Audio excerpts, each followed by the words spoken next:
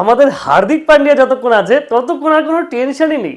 হার্দিক পান্ডিয়া, তিলক বর্মা আমাদের consistent player ভাই। বিরাট কোহলি যাওয়ার পরে ভারতীয় টিমে সত্যি বলতে যে 3 নম্বর বা 4 নম্বর পজিশনে ব্যাটিং করা, মানে ওর তো ব্যাটিং অর্ডারে কোনো ঠিক ঠিকানা নেই এখন। সেই ব্যাটিং পজিশনে যেখানেই আসবে না কেন তিলক বর্মা ভাই আছেই। কখনো হাফ সেঞ্চুরি, কখনো 30, কখনো 50, কখনো 100, এই তিলক বর্মা কিন্তু ভাই আছেই।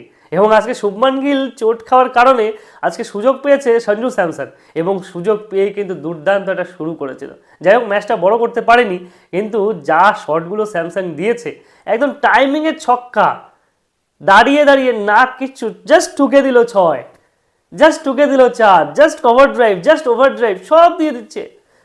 দুর্দান্ত খেলা। তারপরে হার্দিক ভাই, আমাদের হার্দিক দ্বিতীয় ভারতীয় ক্রিকেটার, 12 বলে সেঞ্চুরি করেছিল যুবরাজ সিং। তারপরে আজকে 16 বলে, সরি সেঞ্চুরি নেই, হাফ সেঞ্চুরি করেছিল যুবরাজ সিং, আর আজকে হাফ সেঞ্চুরি করলো 16 বলে হার্দিক পান্ডিয়া।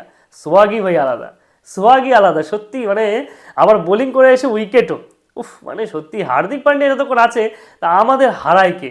সাউথ আফ্রিকাকে 3-1 হারিয়ে সিরিজ জিতলো আমাদের ভারতীয় দল। দুর্দান্ত খেলা ভাই।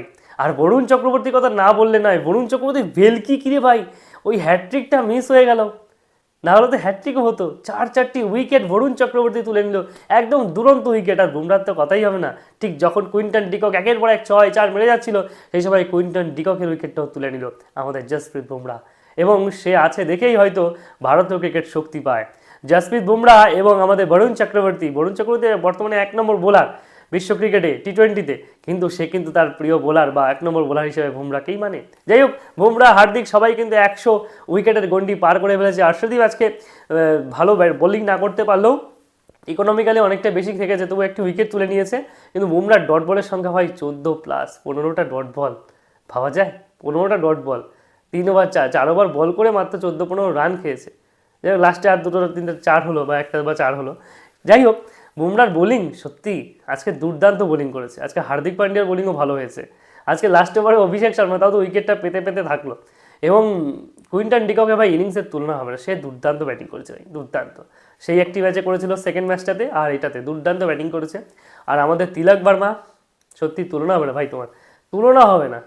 তিলক বর্মা, হার্দিক পান্ডিয়া, উফ, অসাধারণ। আর শিবম দুবে নেমে একটা ছক্কা। যাই হোক, আজকে 230 রান করেছে।